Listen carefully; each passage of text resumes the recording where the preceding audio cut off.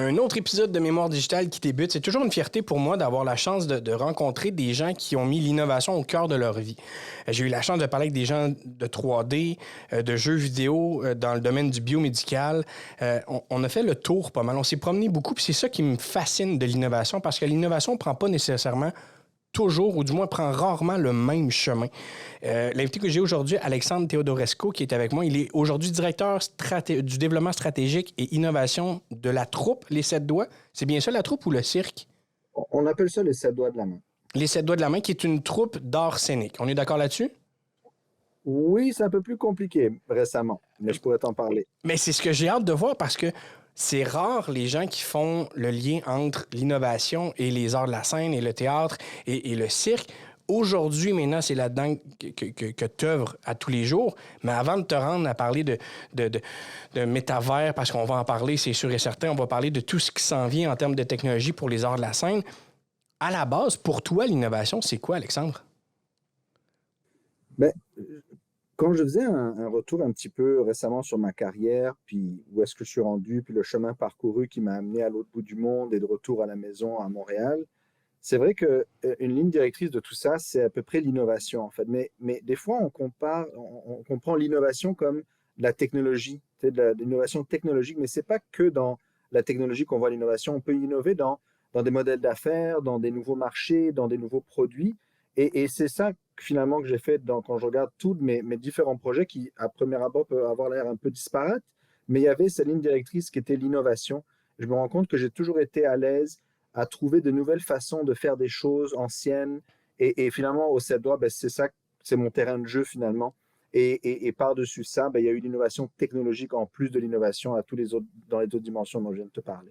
J'aime ça ce que tu dis, parce que c'est vrai que beaucoup de gens on pense innovation, on pense robotique, nanotechnologie, intelligence artificielle, les gros concepts de technologie puis d'innovation, mais on oublie que pour certains, un simple CRM ou un simple outil de gestion de courriel est une innovation parce qu'il n'y en avait pas avant. On a souvent tendance à entendre, tous les gens que j'ai eu la chance de rencontrer, on dit souvent ça, c'est que l'innovation, c'est juste un peu chambouler le statu quo. C'est un peu vouloir provoquer du changement. C'est-tu comme ça que tu verrais un peu tes différents rôles au cours de ta vie? Parce que tu as eu la chance, tu es allé au HEC, Absolument. tu es allé à Dubaï, tu as vu le monde. Effectivement, tu as des rôles très, très différents dans chacun de tes rôles, mais à chaque fois, il y avait comme cette petite pointe d'innovation qui rentrait. Est-ce que c'était Ouais. un peu ça que tu vois, toi? Changer le changement, forcer le changement?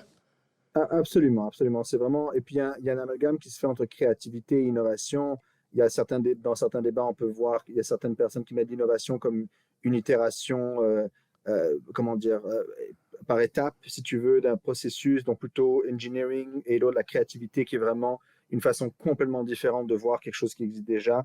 Bref, on ne va pas faire un débat sur la sémantique, mais l'innovation, la créativité, ensemble, c'est pour moi c'est comme tu as dit, c'est pas juste la technologie, c'est une façon de voir le monde de manière différente, vraiment de refaire des choses qui ont toujours été faites d'une façon, mais peut-être le mettre dans un autre ordre pour créer une nouvelle valeur qui n'avait pas été vue jusqu'à là.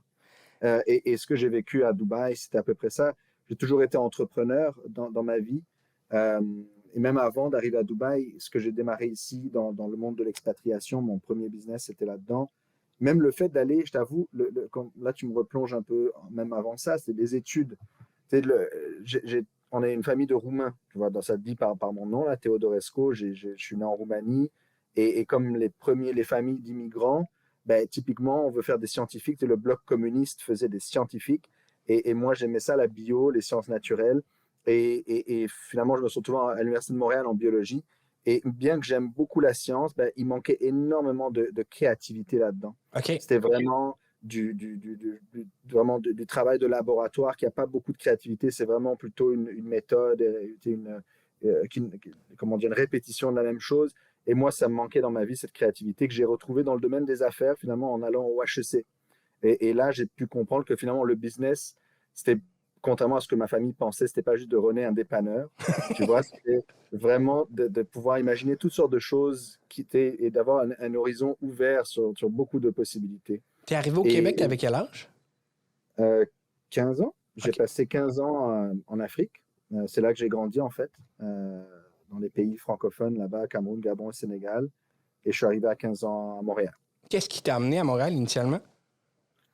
Bah, je suivais les parents, hein. À 15 ans, je sais pas s'il y a beaucoup d'ados de 15 ans qui se disent, bon, moi, je suis en Afrique, je vais aller à Montréal. Je suivais les parents. C'était une histoire de famille qui m'a ramené ici.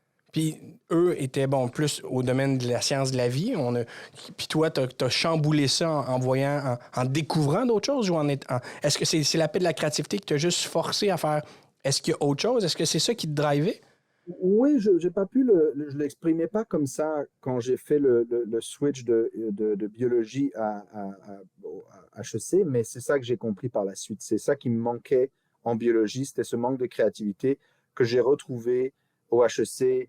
J'ai pu tester mon sens de leadership aussi, dans l'entrepreneuriat, le fait d'avoir une idée, de voir un problème dans le monde et de se dire qu'on peut mettre les gens ensemble pour trouver des solutions pour régler ce problème-là. Moi, c'est quelque chose qui me passionnait. Et je l'ai fait à plusieurs niveaux dans différentes industries. Après, quand j'ai quitté HEC, je me suis mis dans un projet où on était deux associés, vraiment from scratch. Et on a démarré une entreprise de mobilité internationale, donc toute la gestion de l'expatriation. Donc vraiment, ça me revenait, ça me touchait de proche, l'expatriation. Et donc, il y avait tout ce service d'accompagnement aux familles d'expatriés pour les grosses compagnies, les pharmaceutiques, ce genre de choses. Et là, ça m'a amené à découvrir tout ce monde-là de l'accueil des immigrants et ainsi de suite, des immigrants économiques. Et ça, j'ai fait ça pendant plusieurs années. On est allé gagner plusieurs comptes au Canada.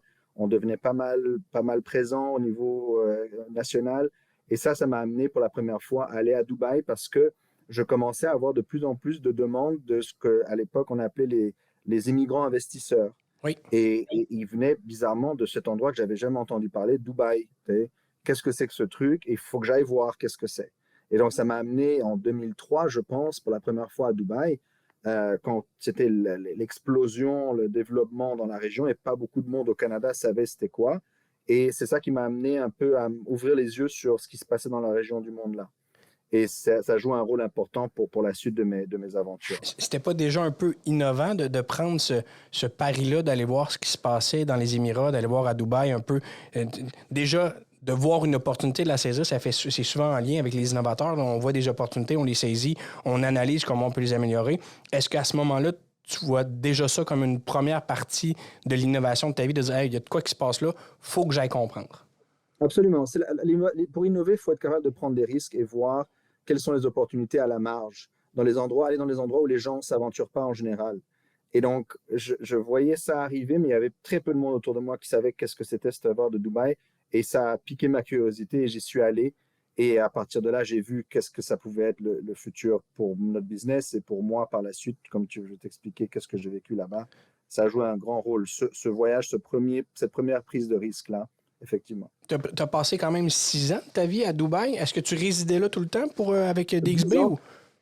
10 ans, écoute, les premières années, c'était beaucoup du va-et-vient entre Montréal et Dubaï. Et en fait, je peux te parler de ça parce que ça te montre comment la prise de risque, des fois, ben, ça ne marche pas toujours non plus. C'est pas juste le success story. D'où là l'analyse de risque. La prise de risque, ça va pas toujours du bon bord. Non, quand quand j'avais ma boîte de mobilité internationale, donc aide à l'expatriation, à l'époque, tu te souviens peut-être en 2005, 2006, c'était le headline, vraiment les titres sur les publications d'affaires, dans les journaux d'affaires, c'était pénurie de main-d'œuvre. Oui, Le déjà à Canada l'époque. est en cours de travailleurs.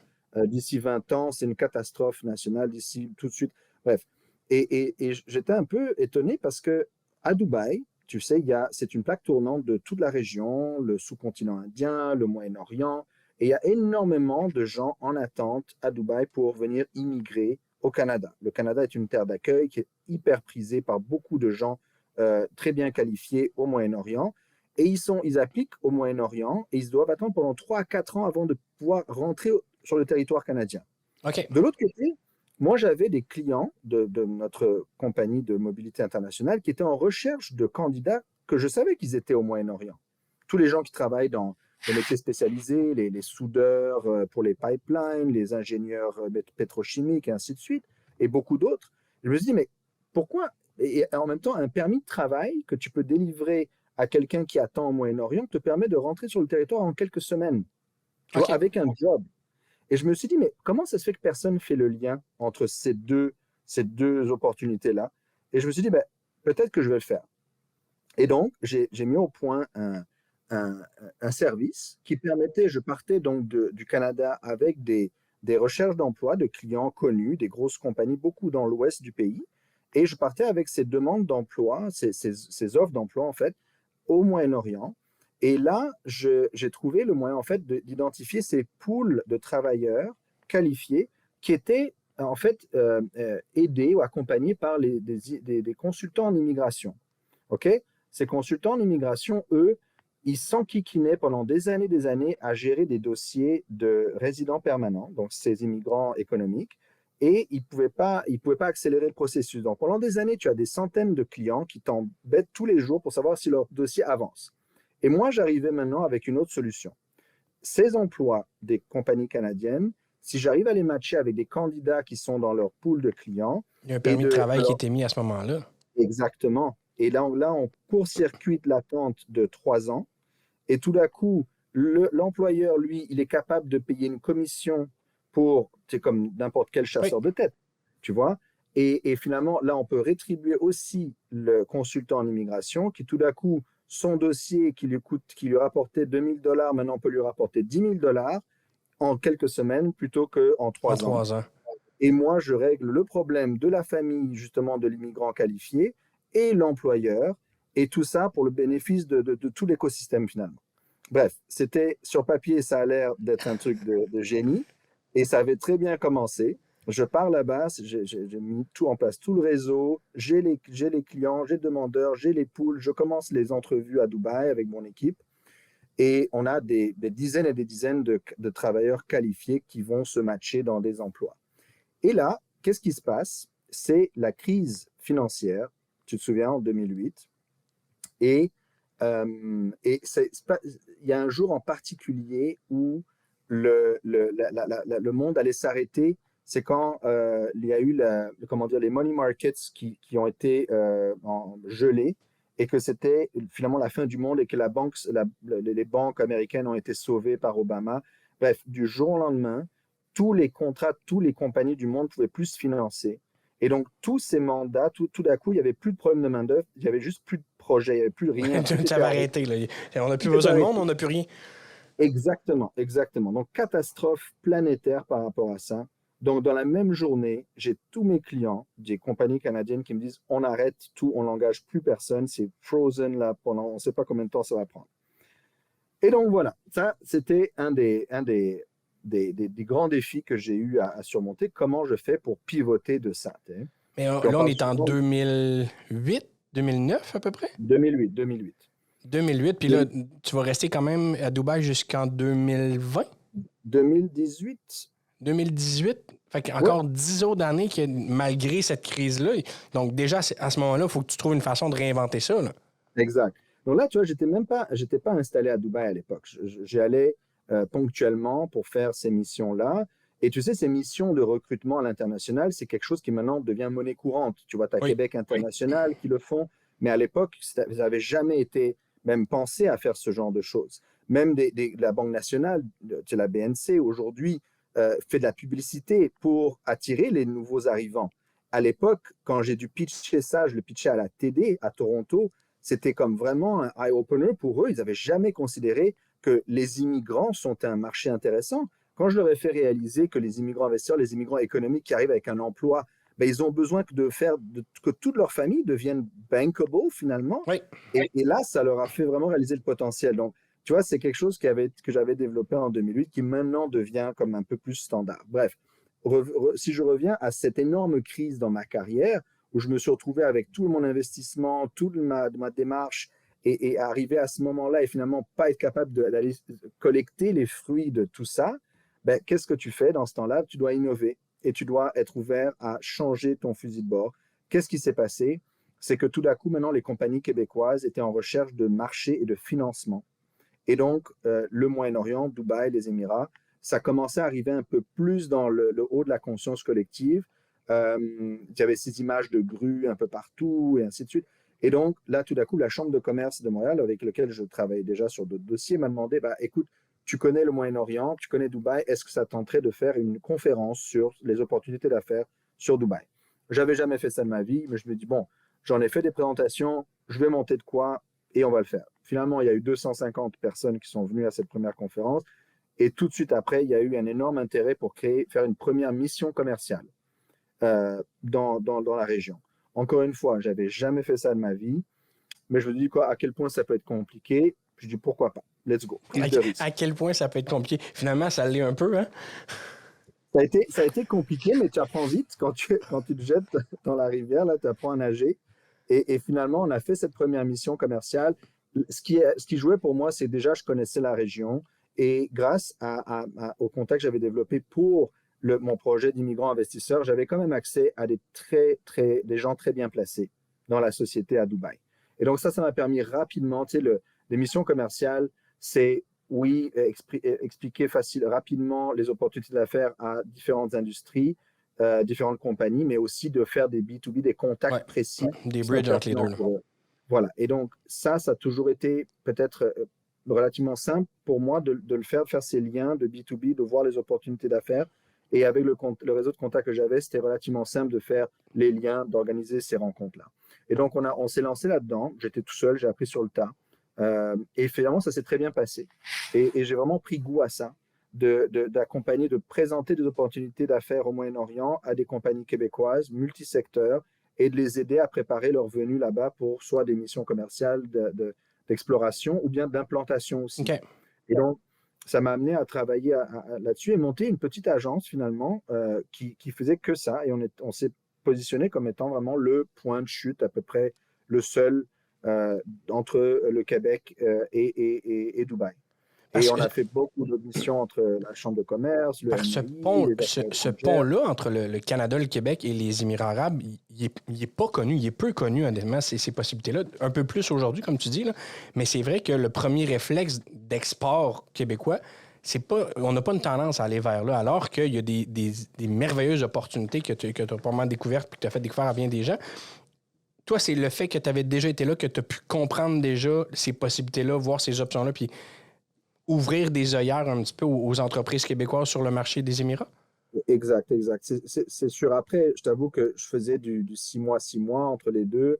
Et finalement, je me suis tout simplement installé à Dubaï et je revenais pour faire les conférences à Montréal.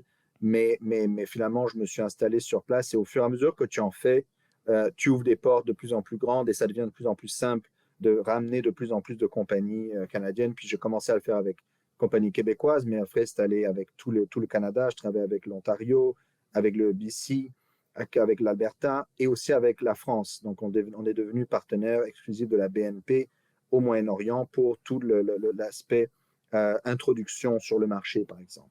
Et là-dedans, il y a beaucoup de choses qui peuvent se greffer. Par exemple, l'accueil d'investisseurs du Moyen-Orient au Canada et des projets structurants et ainsi de suite. Donc, ça m'a ouvert beaucoup de portes. Qu'est-ce qui t'a amené de une business qui, selon ce que tu m'expliques, était florissante, à succès, avec des belles connexions, une belle croissance? On s'entend que les Émirats, c'est pas en décroissance, loin de là. Je pense que les opportunités sont encore là, ils vont demeurer là, puis il risque d'en avoir d'autres. Qu'est-ce qui t'amène à changer puis à aller vers les 7 doigts?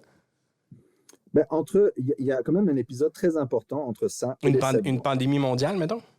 Non, même pas la pandémie, je l'ai vécu ici. Non, je t'avoue que c'est le pivot dans la culture. Okay. C'est ça qui s'est passé dans mon deuxième business que j'ai lancé aux Émirats. Le premier business, c'était vraiment une agence de consultation où on faisait ses missions commerciales, l'accompagnement.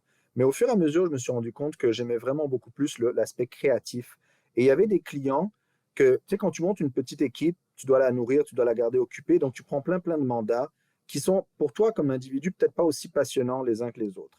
Et finalement, je me suis rendu compte, est-ce que je veux continuer à juste accepter n'importe quel mandat pour nourrir l'équipe, pour dire, j'ai 10 employés, j'ai 12 employés, whatever, c'est vraiment tellement arbitraire. Ou bien je veux me focuser sur des choses qui me plaisent vraiment. Et je me suis rendu compte que les projets qui me plaisaient le plus, c'était les compagnies créatives. Cirque du Soleil, Cirque Éloise, Cavalia, Juste pour rire, tout ça. Et j'avais envie de jouer un rôle plus stratégique dans la relation Montréal-Dubaï. Et c'est là que j'ai fait un mandat pour la mairie de Montréal, pour le maire Tremblay. On a accueilli le maire Tremblay là-bas pour la première fois. Et derrière lui, les compagnies, les champions de Montréal, qui étaient surtout nos grosses compagnies créatives que je viens de mentionner. Mm-hmm. Et après, j'ai voulu me focusser uniquement là-dessus. C'est ça qui m'a mis un peu la piqûre des arts et de la culture. Et c'est là que vraiment que j'ai développé ça.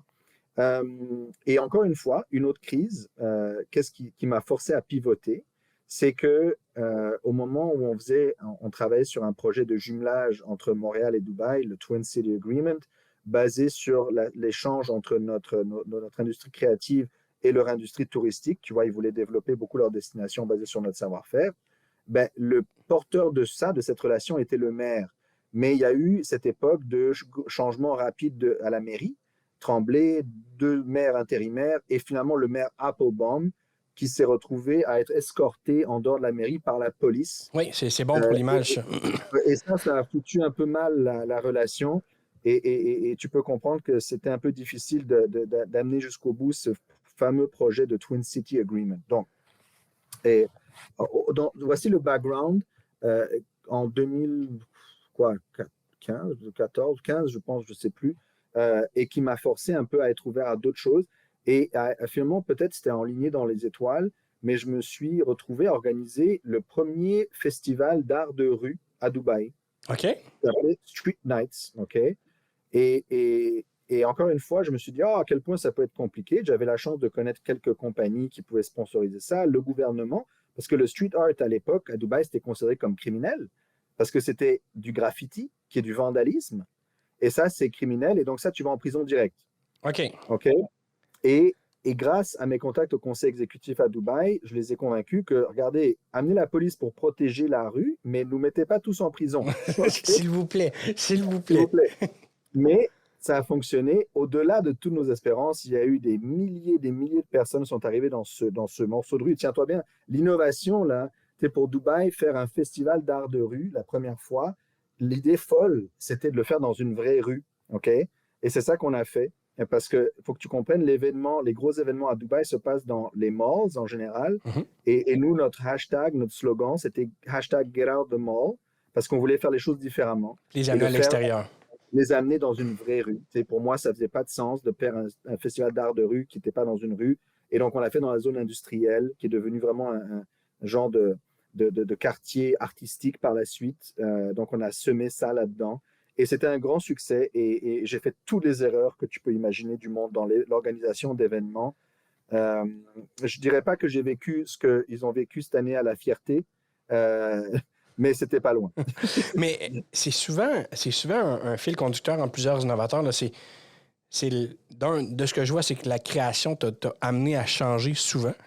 Ton appel à la créativité t'a toujours drivé à ton changement. Mm-hmm. Puis la prise de risque, puis je sais pas, je vais l'essayer. Tant qu'être là, OK, on l'essaye, on verra ce que ça donne. Puis c'est typique, puis c'est commun des innovateurs. T'sais. J'ai eu la chance de partir une entreprise de réalité virtuelle en 2015. Je savais pas comment faire. Rien de tout ça. J'ai appris, j'étais allé à New York. T'sais, c'est un peu cet esprit-là aventurier qui définit l'innovation aussi dans certains éléments. Et tout ton parcours t'amène aujourd'hui au 7 doigts. On va s'arrêter quelques instants, Alex. Je veux juste m'arrêter quelques instants pour qu'on prenne le temps de parler un peu de oui, les 7 doigts. Qu'est-ce que vous faites au 7 doigts de la main? La troupe de cirque, d'art de scène, de théâtre, de tout ce que vous faites, mais le volet innovation, le volet créatif, je pense que de ce que tu viens de m'expliquer et de nous expliquer, c'est comme l'aboutissement parfait de tout ce que tu aimes faire qui vient se joindre à ce que tu fais aujourd'hui. Puis je pense que ça va être intéressant qu'on le découvre avec toi. Là. Fait qu'on s'arrête quelques instants. Merci énormément d'être avec nous dans Mémoire Digitale. On revient dans quelques instants. Merci à toi.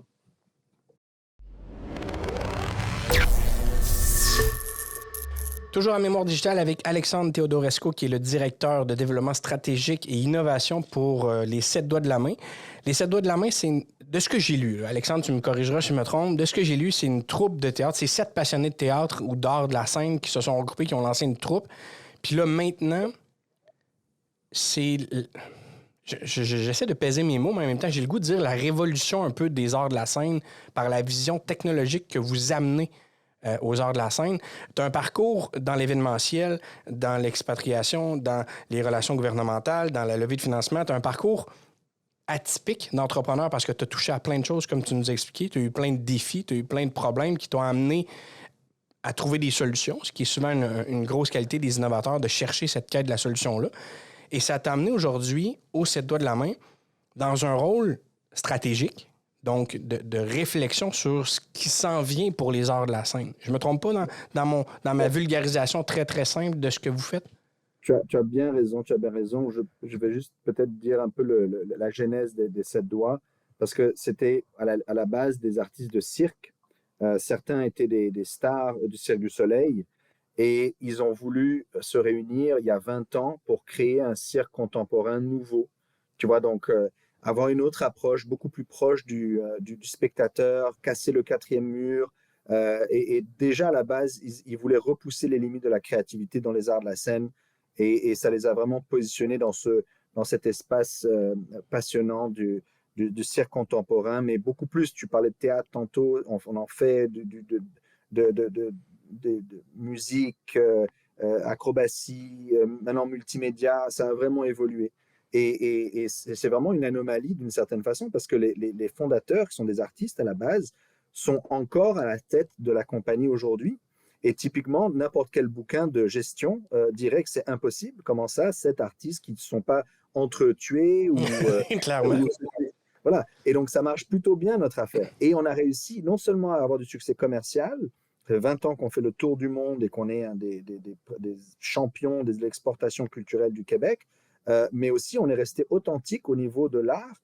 Et c'est pour ça qu'on est accueilli à Broadway, qu'on a toujours notre OBNL qui est super active et qu'on est respecté par nos pairs sur les scènes autant qu'avec Disney et compagnie. Donc ça, on en est très fiers. Comment on fait pour une tête innovante, une tête stratégique comme la tienne, d'entrer dans un univers artistique comme celui-là et de les amener avec du disruptive thinking, là, réfléchir en dehors de la boîte, là, l'expression française est vraiment pas bonne, mais on comprend ce que je veux dire. Comment tu as réussi à les amener à dire, OK, oui, le multimédia, mais comment on peut pousser plus loin cette expérience-là de l'art scénique en intégrant les technologies pour réellement utiliser... Moi, dans ma tête, à moi, je pense que la technologie doit être au service de l'humain.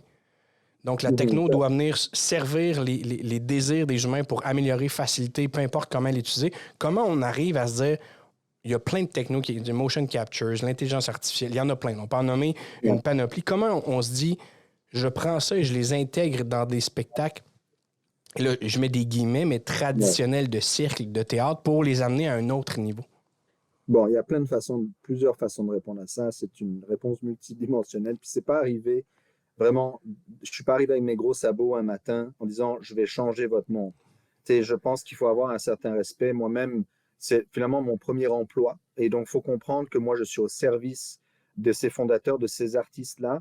Et c'est quelque chose que j'ai appris peut-être de mes années à Dubaï, à travailler avec ces artistes de la rue, où moi, même si j'étais l'organisateur de ces événements, j'étais quand même à leur service. Et tout ce que je faisais, c'était pour leur montrer, leur donner toute la reconnaissance qu'ils méritent, ces énormes talents-là. Et j'ai toujours eu cette approche par rapport à cette admiration vis-à-vis de nos créateurs. Et là, comme employé, je devais avoir une posture où ce que je leur propose va les aider à aller plus loin dans leur façon d'exprimer leur art et leur vision créative.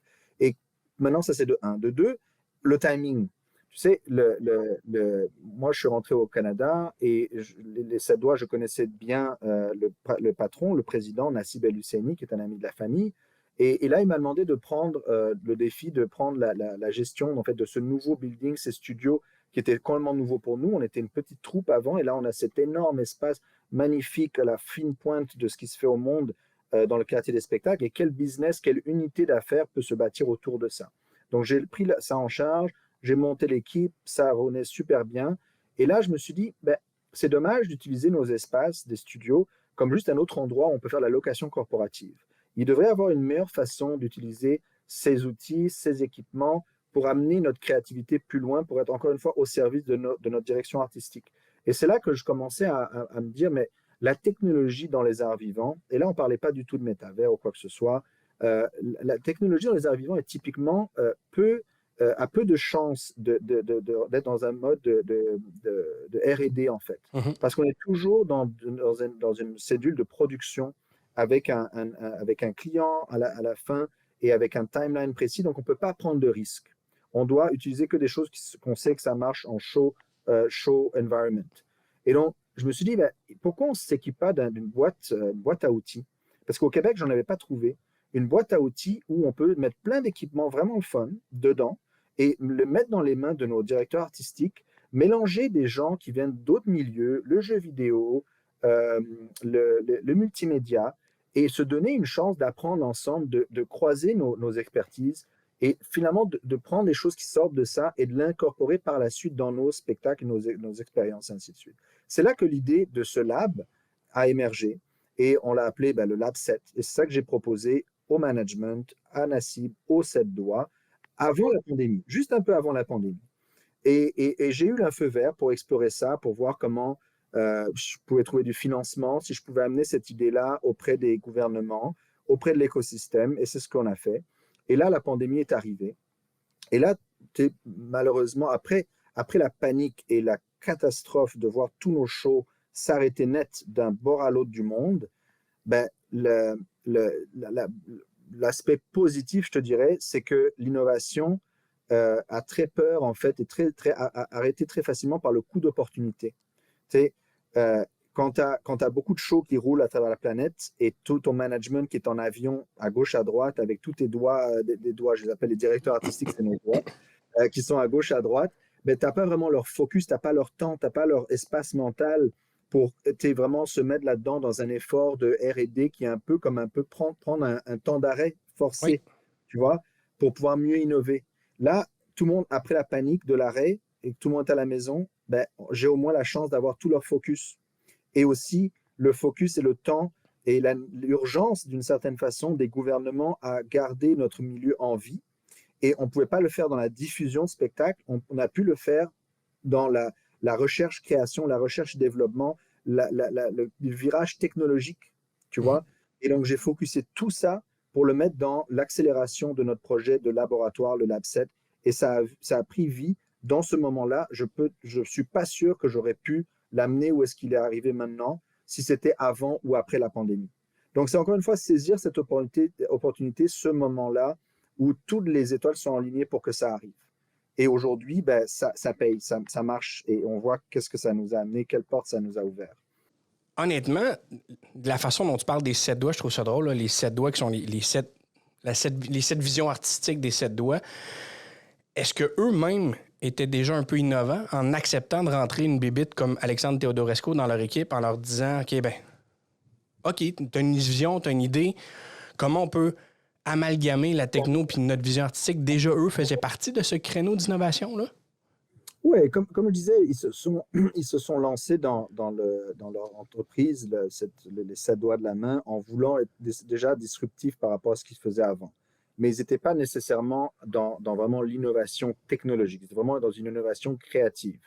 Après, si on vient à comment moi je suis arrivé là, ça faisait déjà 1 an et demi que j'étais dans les 7 doigts et c'est vraiment comme une grande famille, les 7 doigts. Donc, il faut prendre le temps de se laisser apprivoiser, d'apprivoiser les uns les autres et de ne pas arriver. Il faut d'abord être accepté avant de proposer une idée un peu folle comme ça. Et il faut comprendre lequel parmi les 7 va être le bon porteur de dossier. Il y en a qui ont vraiment différentes approches. Il y en a qui sont très bons pour les one-man shows, plus clownesques. Il y en a qui sont très bons pour les shows très, très contemporains. Il y en a c'est Broadway, il y en a que c'est Sochi, les Olympiques. C'est vraiment différents styles, différentes approches. Donc, j'ai eu la chance, pendant 1 an et demi, de savoir avec lequel d'entre eux j'allais vraiment travailler au quotidien pour le lab. Et ça a été mon grand partenaire là-dedans, c'est Samuel Tétrault, qui a été toujours très, très ouvert à cette intégration entre la technologie et la performance live sur scène. Et vraiment, je lui lève mon chapeau parce que il a été capable, il a toujours été ouvert, une ouverture d'esprit incroyable et vraiment capable d'amener son art plus loin grâce à la technologie.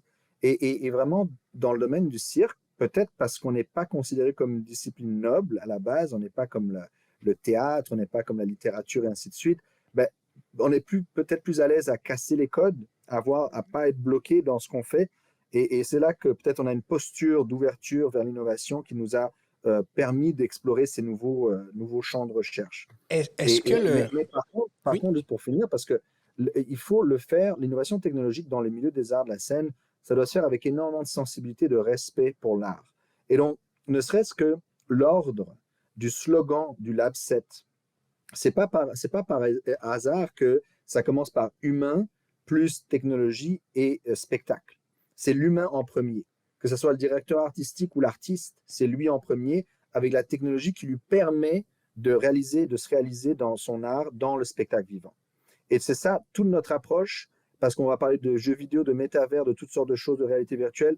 On veut rester pertinent avec l'artiste au milieu de tout ça. C'est ça notre approche, c'est ça notre ambition. C'est ce qui me fascine parce que, bon, on en a parlé, l'innovation, c'est souvent associé à des gros concepts technologiques.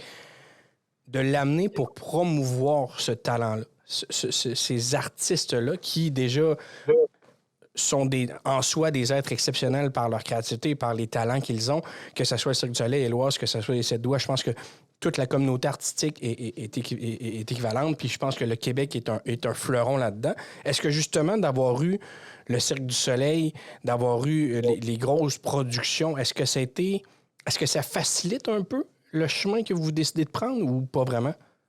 Absolument. Écoute, c'est clair et net, c'est sûr et certain que nous, tout notre écosystème qu'on a au Québec, qui est unique au monde dans le domaine des arts de la scène, on serait absolument pas là si Guy Laliberté, le Cirque du Soleil, avait pas mis en place tout ça. Ça, c'est sûr et certain, on lui doit énormément à cet entrepreneur. Donc, il a comme tapé j'appelle ça taper la trail avant, il a comme un peu ouvert le chemin à ce nouveau genre d'art de la scène-là. Déjà, le Cirque du Soleil était ce qu'il est encore, là, très, très spectaculaire. J'ai eu la chance de voir à Vegas, c'est spectaculaire. Mais là, avec les Sept Doigts, ce que j'ai pu voir, ce qui, moi, là, on parle de métavers, on parle de réalité augmentée, on parle de réalité virtuelle, on parle d'intégration d'intelligence artificielle. C'est là, entre autres, que nous, on s'est rencontrés, Alexandre, lors d'un comité aviseur de Entertainment AI à Montréal. Et c'est là que je me dis, my God, on est rendu jusque-là. Est-ce que la crainte que moi j'avais, je me dire, justement, le côté traditionnel de ces arts-là, est-ce qu'ils ne seront pas réfractaires à intégrer des outils pour les aider à être encore meilleurs ou à encore mieux performer ou à leur permettre tout simplement d'atteindre le niveau artistique qu'ils désirent atteindre? Est-ce que c'était réfractaire un peu? Est-ce que tu le sens, ce côté-là un petit peu? Être un peu, là, je suis un artiste, il faut que tu me laisses créer comme je le veux. Est-ce qu'on le sent dans ce processus-là? Moi, des gens, tu sais, on se trouve bien entre nous. Hein. Je veux dire, les gens qui sont fermés à l'innovation puis à les arts de la scène, ils vont pas venir travailler avec nous. Donc, ça reste un petit peu en marge, peut-être des commentaires sur LinkedIn ou dans des conférences ils n'ont pas vraiment de connaissance des arts de la scène et qui auront des opinions un peu dogmatiques sur n'importe quel progrès technologique et anti-art. Et donc, ça, ce n'est pas de l'art. Et en fait, moi, ça me rassure toujours parce que on a toujours vu des nouvelles disciplines artistiques émerger au moment où les gens s'opposent et disent « Ah non, ça, ce n'est pas de l'art ». Tu vois, on parle de la fameuse exposition des impressionnistes, où le terme des impressionnistes était là pour les moquer, tous ces artistes-là, et finalement, on sait ce que le futur a prouvé. Donc, le fait que des gens disent que ce qu'on fait, le plus important pour moi, c'est que nos propres artistes adhèrent et voient comment ça, ces nouvelles limites de la créativité, peut les aider à aller plus loin et sont willing d'explorer. Et jusqu'à maintenant, je t'avoue que j'ai eu toujours énormément d'encouragement et d'efforts et d'investissement de la part de nos artistes, de direction artistique là-dedans. À ta vision, à toi, quelles sont justement ces nouvelles limites-là qui peuvent se permettre d'espérer atteindre avec le lab qui a été créé aux Sept Doigts? Ben, le lab explore beaucoup de choses, beaucoup de dimensions différentes. Il y a plein de thématiques de recherche. Il y a bien sûr comment on crée de nouveaux spectacles, quel outil de prévisualisation on peut imaginer grâce à la réalité virtuelle, comment on peut réduire le temps de création, comment on peut amener les idées qui sont dans la tête d'un directeur artistique où il doit la communiquer à des concepteurs lumière, des sons, de chorégraphie, de costumes, scénographes, que ça prend des mois et des mois et des mois pour la matérialiser. Comment on peut le faire grâce à des outils de prévisualisation en réalité virtuelle? On a vu comment ça a changé le monde du cinéma avec la production virtuelle. On doit aussi vivre la même révolution, guillemets, dans les arts de la scène, et c'est ce qu'on essaie de faire. Ça, c'est de un. La création. Ensuite, la production. Comment est-ce qu'on fait un spectacle qui reste vivant en temps réel, capté dans des théâtres normaux dans lesquels on va dans tout le monde? Comment on capte leur performance live et on la transpose dans un univers 3D temps réel, des engins de jeux vidéo comme Unreal et Unity, et comment on donne accès à des millions, éventuellement, de spectateurs virtuels à ce spectacle qui se passe live quelque part sur la planète. ça, c'est notre projet qu'on fait en ce moment, la 3e itération, dans nos studios à Montréal, le 15, 16, 17 décembre. Et c'est une première mondiale. Et c'est d'un niveau de difficulté technologique énorme que même Fortnite n'a pas encore essayé de faire. Même Horizon de Meta n'a pas essayé de faire. Mais nous, on se lance là-dedans. Et je te dirais que la technologie, oui, c'est compliqué, mais ce qui est encore plus difficile et beaucoup plus important pour nous, c'est comment on adapte nos codes de storytelling et de spectacle dans un monde virtuel où il y a des codes qui viennent du monde du jeu vidéo. Et ça, c'est fascinant pour nous. Et c'est là que, beaucoup plus important, nous, on n'est pas une compagnie de technologie. Hein. On reste une compagnie de spectacle. Et c'est là qu'on doit devenir très bon. Parce que la bataille qui se passe bien, bien au-dessus de nos têtes sur la technologie, nous, on n'a pas vraiment une grosse influence là-dessus. Par contre, une fois que ces écosystèmes, ces mondes vont vraiment plus se développer, ben, ils vont tous se regarder, ces big tech, pour voir qui crée du contenu Qui est en mesure intéressant de le dans nos faire, mondes. exact. Et il faut que ça soit nous. Il faut que ce soit des compagnies québécoises en premier. Tu sais, on l'a fait avec le Cirque du Soleil. Ils ont mis la table pour tout ce qui se fait à Las Vegas et dans le reste du monde après. Ben, nous, il est où le Cirque du Soleil du métavers? Je pense que ça peut venir de nous, ça, par exemple. Il y a beaucoup d'autres choses qu'on explore dans le lab. Il y a l'intelligence artificielle, comment on utilise ces nouveaux outils qui sortent à gauche, à droite. Tu sais, entre Entertain AI de l'année passée puis l'année prochaine, on en aura beaucoup plus de choses de fun à se dire. Tous les outils, DALL-E 2, Midjourney, Stable Diffusion, et maintenant encore plus rapide, les outils de text to image et text to 3D asset, et comment on peut même utiliser du texte et du natural conversation pour créer des mondes virtuels immersifs pour nos spectacles vivants, tous ces genres de nouvelles explorations, comment on remplace nos kits de mocap super difficiles à opérer, super chers, comment on les remplace par 4 caméras avec du AI qui capte tout en temps réel et en haute définition. C'est ça qu'on essaie de faire au lab. Et ça, c'est un game changer. Comment on imagine les spectacles de ce qu'on appelle du location-based mixed reality. Tu vois un peu l'approche de l'infini de Félix et Paul, mais avec du spectacle vivant dedans.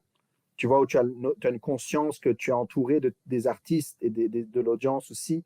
Ça, pour nous, c'est un segment absolument fantastique que Disney et Universal vont vouloir implémenter, par exemple. Ce que je trouve le fun, parce que, tu sais, quand on va voir un cirque, on a une expérience. On vit une expérience spectaculaire, il y a de la magie, il y a tout ça. Puis, tu sais, pour avoir fait du VR, pour avoir mis des casques de VR, la passation de l'émotion est très difficile à faire. Autant ça peut être un médium qui est excessivement puissant, émotif, parce que tu te retrouves dans un environnement, autant tu peux être facilement détaché de l'environnement si c'est pas bien fait. Comment vous voyez ce risque-là? Parce que quand on va voir un spectacle, on s'immerge dans ce spectacle-là. On est en immersion dans le spectacle, que ce soit dans un chapiteau bleu et jaune du Cirque du Soleil, que ce soit dans une salle. On a cette magie-là, je te dirais, qui vient nous opérer, qui nous entoure. Comment Non. vous voyez la reproduction de cette magie-là, mais dans un environnement virtuel? Ben, écoute, le truc, c'est que pour l'innovation, ce qui est le fun avec, c'est qu'on ne connaît pas les réponses d'avance. Et il faut se donner la chance de faire des erreurs. Et donc, ce projet dont je parle depuis tantôt, le projet Levici, Live Virtual Circus, où on fait la captation en temps réel du spectacle et on le met dans le monde virtuel, ça nous permet, c'est un peu notre flagship project qui nous permet de tester beaucoup d'hypothèses. Et ce dont tu parles, c'est le truc fondamental. Si on n'arrive pas à trouver la façon de répliquer, de créer les mêmes émotions, qu'on sait le faire sur stage depuis des milliers d'années, on n'est pas capable de le faire dans le monde virtuel, il n'y a pas d'avenir pour le spectacle vivant dans l'univers virtuel. La chance qu'on a eue, la chance, bon, on a travaillé pour, hein, mais ce qu'on a découvert avec les dernières expériences qu'on a faites, c'est qu'on a trouvé le moyen de répliquer ces émotions-là dans l'univers virtuel. Ce qu'on a fait quand on a fait nos tests en juin, on avait notre équipe à Vancouver, puis dans nos studios à Montréal, on a envoyé aussi des chercheurs capter en temps réel les émotions, la réponse physiologique de l'audience réelle et virtuelle au même moment. Et ce qu'on s'est rendu compte avec les analyses, c'est que c'est les mêmes émotions au même moment, sur les mêmes, dans le spectacle. Et ça, c'est venu vraiment valider beaucoup de temps de recherche, parce que ça veut dire que tout ce qu'on sait faire dans le monde réel, on peut le transposer relativement bien dans le monde virtuel. Et ça, c'est absolument un game changer pour nous. Ça veut dire qu'on peut continuer d'explorer ce truc-là parce qu'on sait comment parler ce nouveau code. Parce que l'hypothèse de départ qui nous faisait peur, c'est de dire, bon, ben, faire un double flip sur un stage devant toi, c'est très impressionnant. Tu vas avoir le risque, tu vas avoir le temps réel, mais de voir la même chose sur un avatar dans un monde virtuel, ben, le matin, tu as pu jouer à God of War, disons, et puis tu as sauté d'un dragon. Et Puis voilà. de 6 étages dans un building, tu t'es pas fait mal, voilà. Tu t'es relevé. Là. Exact, ça ne t'impressionne pas. Mais il s'avère que si on arrive à convaincre les gens dans le monde virtuel qu'ils assistent à une performance en temps réel, la même émotion se dégage dans l'expérience. Et donc ça, c'est vraiment, je ne sais pas s'il y a beaucoup d'autres compagnies qui ont fait ces tests-là et mesuré les impacts. On est peut-être parmi les seuls au monde à avoir fait ça, mais ça nous permet de dire à Disney puis à Universal, on peut créer ce nouveau type d'expérience pour votre audience virtuelle. Et c'est basé sur ce qu'on sait très bien faire dans le monde depuis 20 ans, c'est-à-dire de faire pleurer, de faire rire, de surprendre, de choquer, des expériences, d'une audience réelle dans un univers réel. Alexandre, c'est fascinant d'écouter, honnêtement. Je pense qu'on pourrait parler encore pendant 4 heures, honnêtement, de tout ça. On fera ça devant un café ou devant une bière à Montréal avec un énorme plaisir. Merci d'avoir pris le temps de me parler aujourd'hui dans Mémoire digitale. Merci d'avoir accepté qu'on digitalise ta mémoire, qui est, encore une fois, excessivement fascinante. J'ai hâte de voir ce que le métavers, j'ai hâte de voir ce que l'avenir de la création artistique nous réserve dans les prochaines années. Chose certaine, on vous suivra de près, parce que de savoir qu'une compagnie de Québec, de Montréal est capable de parler avec Disney, avec Universal, pour leur dire, regardez, on est capable de transposer les émotions d'un spectacle en ligne. Fait qu'imaginez ce qu'on peut faire avec vos productions. Je trouve ça fascinant. J'ai hâte de voir où ça arrêtera. C'est quoi la prochaine étape? Ça sera à découvrir. Comme tu l'as dit, tout est à bâtir, tout est à découvrir. On va vous suivre avec beaucoup, beaucoup d'intérêt, assurément. C'est bien gentil. Merci, Pierre-Sébastien. Puis au plaisir de se reparler. On se revoit bientôt. Pour les autres, vous pouvez nous suivre sur toutes nos chaînes YouTube, bien entendu, lanternedigital.com pour l'ensemble des épisodes. C'est un énorme plaisir. Merci encore une fois, Alexandre Theodorescu, qui est le directeur de développement stratégique et innovation pour les 7 doigts de la main. On se dit à une prochaine mémoire. Bye. Merci.